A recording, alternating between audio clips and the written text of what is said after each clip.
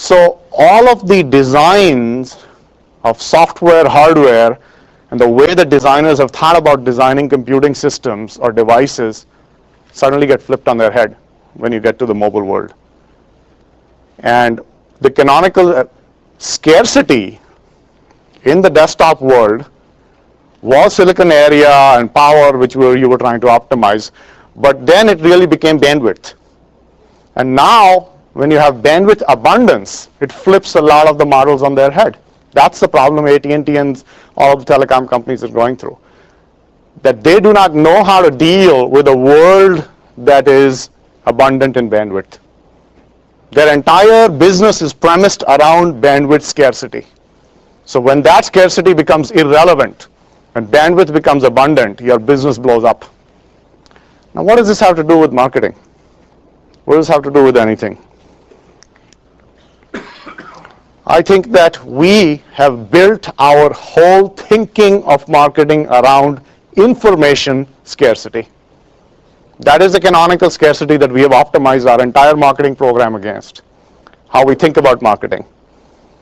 And this was valid in the world of mass media, in the world of advertising, in the world of one-way communication. There was no feedback loop. There was no way for consumers to communicate back with us in any efficient fashion. Therefore, information was scarce. These are the fundamental assumptions. Think to how you built your brands. Think of how you do your advertising. Think of how you go to market with your offerings. These are the fundamental assumptions that are search your souls in your marketing programs. Information is scarce. Customers are ill-informed. I often ask this question to executives when I do my executive training. So if I go around the room and ask you, assume that your customers were fully informed. They knew about your costs, they knew about your value proposition, they knew everything about your business. You were hiding there without any underwear. I mean, you were out there in the open. Would you be more profitable or less? Not one hand goes up, and I don't want to do this and embarrass you. Not one hand goes up and say we'd be more profitable. Transparency sucks. Right? Opaqueness is good. We all live and make a living off of somebody else's ignorance. We profit from ignorance. I profit from your ignorance, certainly.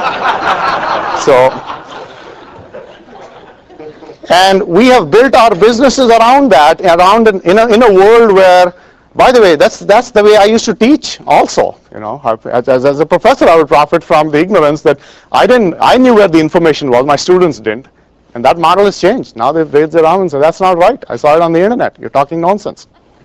So my role now has become much more of a facilitator of knowledge self-discovery as opposed to an arbitrator and doling out packets of information that only I had access to. The world has changed.